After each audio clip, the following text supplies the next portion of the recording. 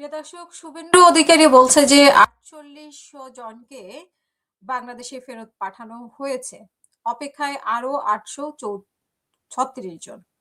আমরা কিন্তু দেখতে পাচ্ছি না যে ৪৮০০ বাংলাদেশে ইতিমধ্যেই সে বলছে যে পাঠিয়ে দেওয়া হয়েছে, কিন্তু আমরা দেখেছি সীমান্তে যেভাবে বিজিবি এবং এলাকার মানুষজন যেভাবে পাহারা দিচ্ছে রাতভর এবং তর্কাতর্কি করতেছে, তাতে ৮ জন পাঠাতে পেরেছে কিনা, যদিও আগে শুনেছি যে ৯০ জনকে পাঠিয়েছে, কিন্তু এখন বলছে যে ৪৮০০ জনকে তারা ইতিমধ্যে পাঠিয়েছে। মানে পুরা অবাস্তব কল্পনা এবং অবাস্তব কথা ছাড়া আর কিছুই নয়। এখানে যেটা বলা হচ্ছে যে পশ্চিমবঙ্গের সীমান্তবর্তী এলাকাগুলোর হোল্ডিং সেন্টার থেকে ইতিমধ্যেই ৪৮০০ জন কথিত অবৈধ অভিবাসীকে বাংলাদেশে ফেরত পাঠানো হয়েছে।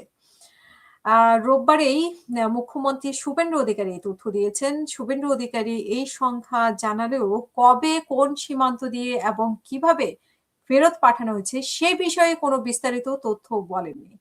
একই সঙ্গে এইসব ব্যক্তির অবৈধ অভিবাসী হিসেবে পরিচয় নির্ধারণের পদ্ধতি নিয়েও ভারত সরকার কিংবা রাজ্য সরকার এখনো কোনো আনুষ্ঠানিক ব্যাখ্যাও দেননি। বিজেপির একটি বিশেষ প্রশিক্ষণ শিবিরের প্রস্তুতি সভার বক্তব্য দিতে গিয়ে শুভেন্দু বলেন যে অবৈধ অনুপ্রবেশ ঠেকানো এবং ভারত বাংলাদেশ সীমান্ত রক্ষায় সুরক্ষা করা তার সরকারের অন্যতম প্রধান অগ্রাধিকার। তিনি জানান যে সীমান্তে ৫৫৬ কিলোমিটার অংশে এখনো বেড়া নির্মাণের বাকি রয়েছে। এর মধ্যে প্রায় ১০০ কিলোমিটার এলাকায় জমি ইতিমধ্যেই সীমান্তরক্ষী বাহিনী বিএসএফ এর কাছে হস্তান্তর করা হয়েছে। বিশেষ করে উত্তরবঙ্গে চিকেন নেক করিডোরকে অগ্রাধিকার দেওয়া হয়েছে বলে তিনি উল্লেখ করেন। শুভেন্দু অধিকারী আরো বলেন যে নাগরিকত্ব সংশোধনী আইন সিএএ এর আওতায় যারা পড়েন তাদের কেন্দ্রীয় সরকারের নিয়ম অনুসারে সরাসরি বিএসএফ এর হাতে তুলে দেওয়া হচ্ছে। তিনি অভিযোগ করেন যে আগে তৃণমূল কংগ্রেস সরকার এই বিষয়ে কোনো পদক্ষেপ নেয়নি, ফলে অবৈধ অভিবাসীরা রাজ্যের বিভিন্ন কেন্দ্রে সরকারি খরচে দীর্ঘদিন অবস্থান করার সুযোগ পেয়েছিলেন। এদিকে সোমবার রাতে পঞ্চগড়ের বড়বাড়ি সীমান্ত দিয়ে বাংলাদেশে পুশিনের চেষ্টায় ১০ জন নারী, পুরুষ ও শিশু সহ প্রায় ৭০ ঘন্টা পর ফিরিয়ে নিয়েছে ভারত সীমান্তরক্ষী বিএসএফ।